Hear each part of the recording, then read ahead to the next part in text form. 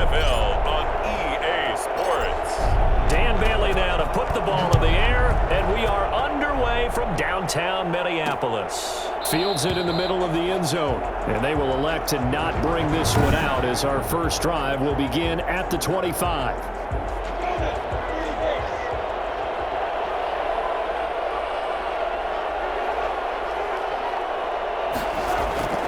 Now Minshew on 1st and 10.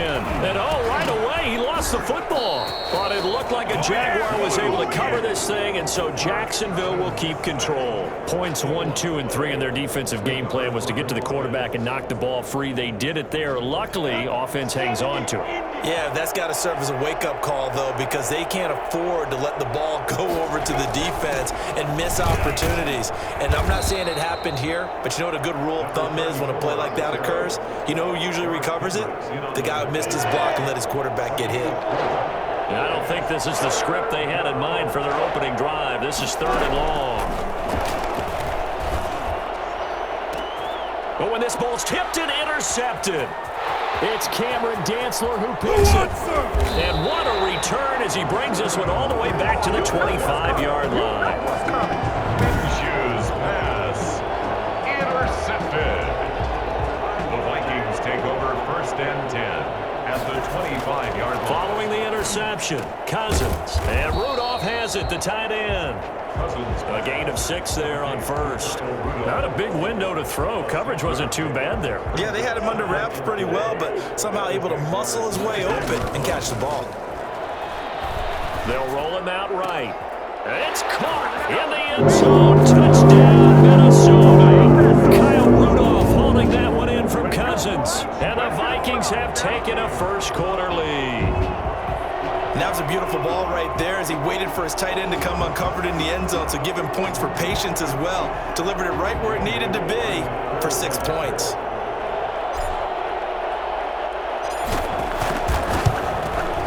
He's got it, and the Vikings take a 7-0 lead. They had the short field, and they made quick work of it. Just 2 plays to get into the end zone. Dan Bailey to kick off for Minnesota. Bailey now to kick it away after the touchdown. Takes this about 5 yards deep. And this will not be returned. It'll come out to the 25. 25-yard line. So time to see Jacksonville again on offense for the 2nd time here in this game. They had the interception last time. It led to the opening touchdown. So now 7-0 the score as they start 1st and 10.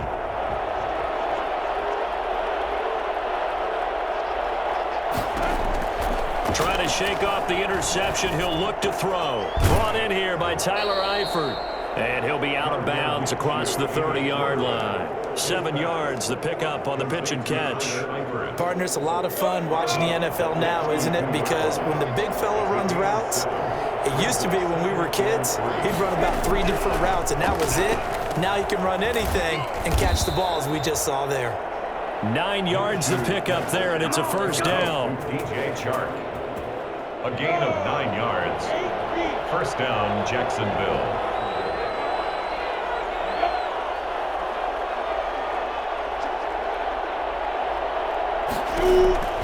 Out of the gun is Minshew. That is caught by Josh Oliver, the former San Jose State Spartan. A gain of 6 there on 1st. 4 yards remain for 2nd down. After 1, 7-0 on EA Sports.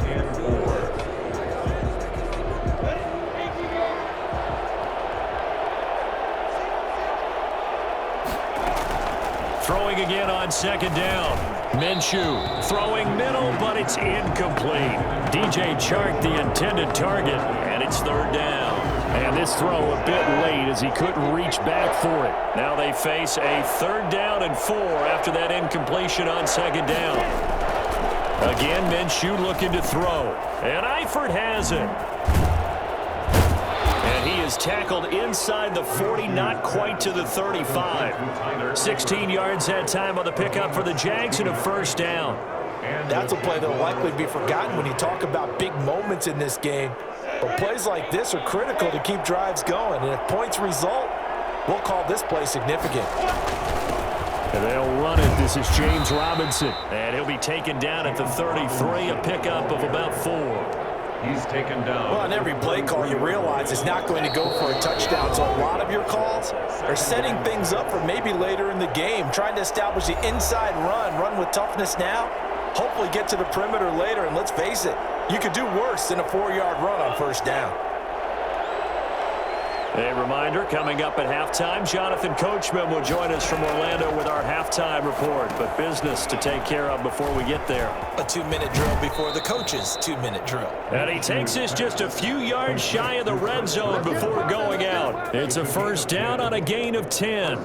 They ran that one well, and not only did they pick up a nice chunk of yardage on the screen, they sent a message to the defense. Rush the passer all you want, but you better be careful. We can hit you going back the other direction. Minshew with a throw, caught by Eifert, the tight end. And he'll go out of bounds in the red zone just inside the 20. They'll contain him to just 4, second down. That was a nice throw out there to the flat, but they defended that pretty well. The hope is to go ahead and put it on him so he can turn and get upfield and gain additional yardage. There just wasn't anywhere to go on that play. Here's a pass swung out left to his running back. No yardage to speak of whatsoever. Leads to a third down. Usually the offense has an answer to anything a defense throws at them, including a safety valve. And that's what they did on that play. They went there, but the defense still made an excellent play and held them to no gain. Oh, it stays up. That's going to be caught at the 10-yard line. And the Jags are going to have first and goal as they try to finish off this drive with 6 points. They're able to convert on third down, and that sets up a first and goal. Creeping up on a minute to play in this first half. Oh, that was a nice job there. Quarterback and receiver reading the pressure that was brought. And he'll take this one in for a Jags touchdown.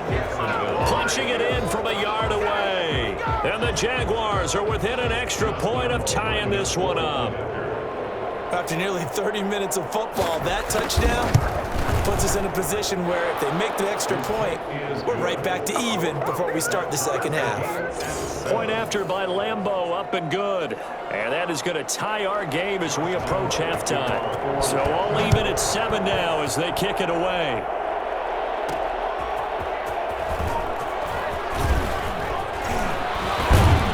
And it's a pretty good return here as he'll get this up to the 29. The Vikings take over first and 10. The Vikings taking the field here for their second drive of the game. And we're under a minute to go here in what's been an even first half, all tied up. Yeah, still time to make something happen, too. A couple completions, you string them together, could get into field goal range. Let's see what happens. First down yardage on the first play of the drive, 14 yards. Looked like the defense put pretty good pressure on him, but he's able to flush out to his right to try and evade people. On the run, had to get on his horse. Still accurately throws a nice pass for a first down. And this is caught. A spectacular one-handed grab there. And they'll work this down to the 40-yard line. Tackled there. A good gain again. That's now 31 yards combined on those last 2 plays. Back-to-back good plays have them on the move on first down. Working out of the gun, Cousins. That's complete to Justin Jefferson. And he's going to get this one down to the edge of the red zone. So we've reached halftime here on New Year's Eve. And now, due to apparent time constraints, we fast forward to the beginning of the second half. Josh Lambeau to kick off. Set and ready to go for the second half. 1 touchdown apiece, 7-7 our score. And this will make it into the end zone. And this will come out to the 25 as Osborne elects not to return it. Out come the Vikings. They'll have it first on offense as we begin the third. And both of these defenses have been stifling these last few drives offensively. Just not able to get anything going. So what needs to change? I think a lot of the guys will go back and review, so to speak, because everyone has someone assigned to how did each play work. Okay, what did we use that kind of worked for us during this game? Try and get back to some of those plays, as well as the possibility of showing something you haven't shown already in this game and trying to change things up. Got his man complete. And they're going to have this across midfield and inside the 45.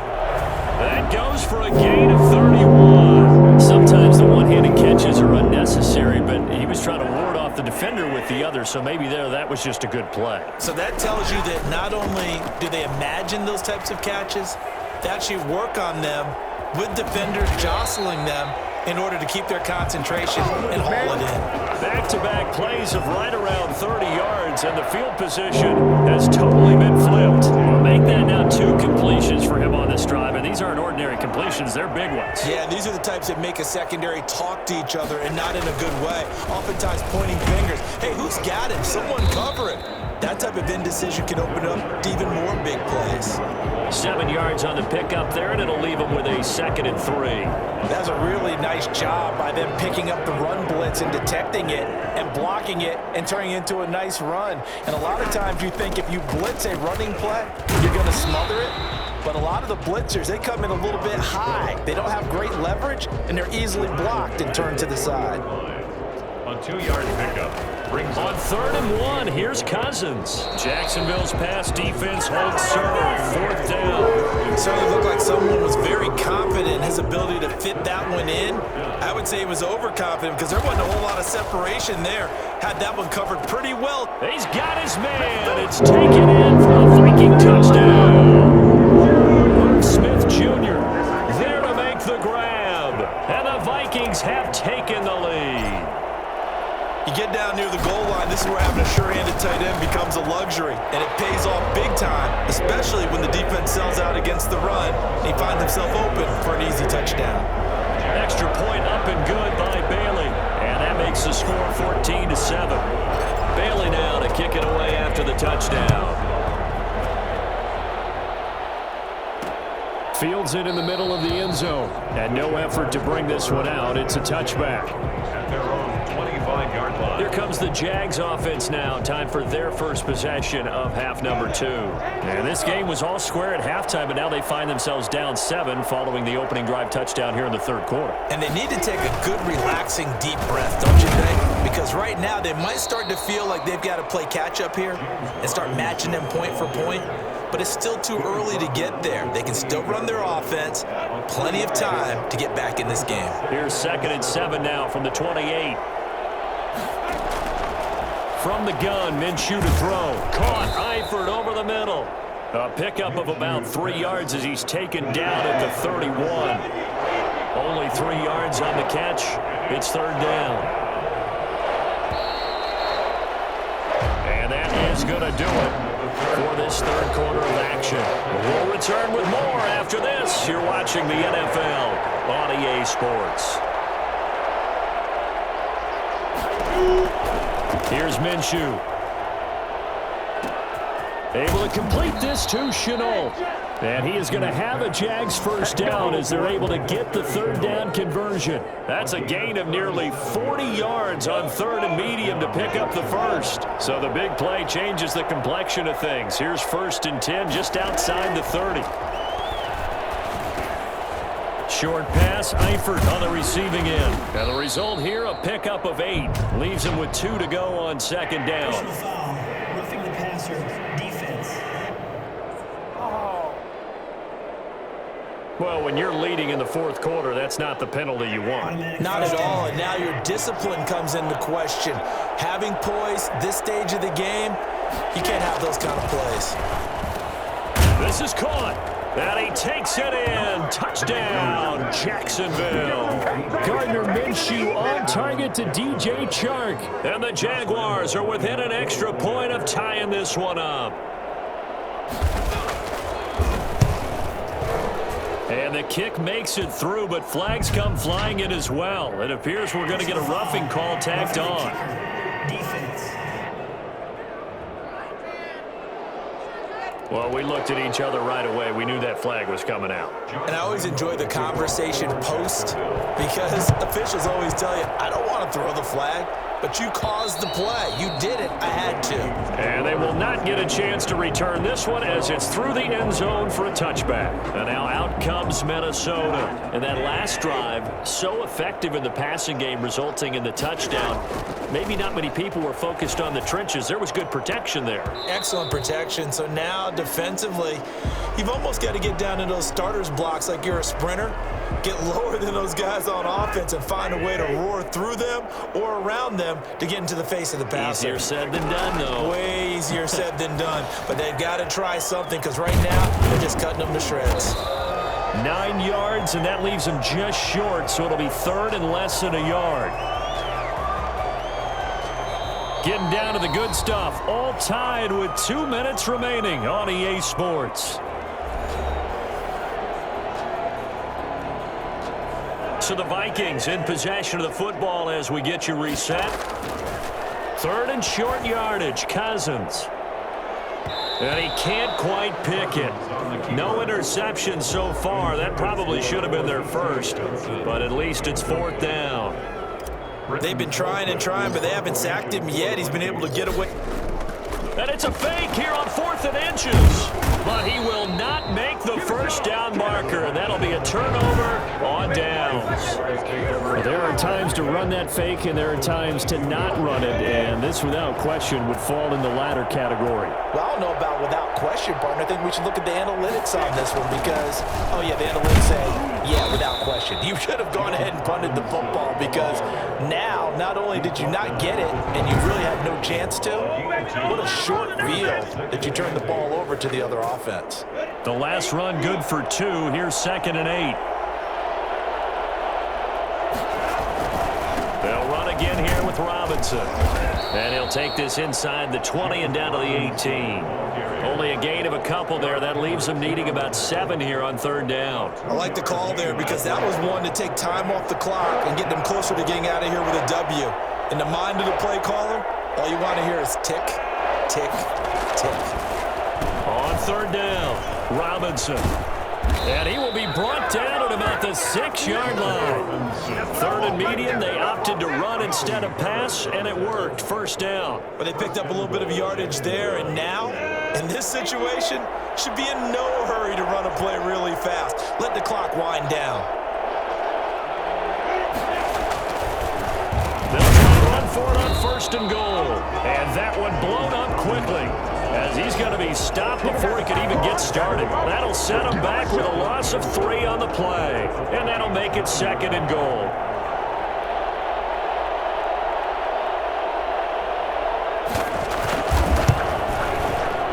And it is good. He splits the uprights on the chip shot. And the Jaguars have won the game. Well, a little drama there at the end, but really this thing was already decided. The late points get scored, and then it ends on the kickoff. And I'm right there with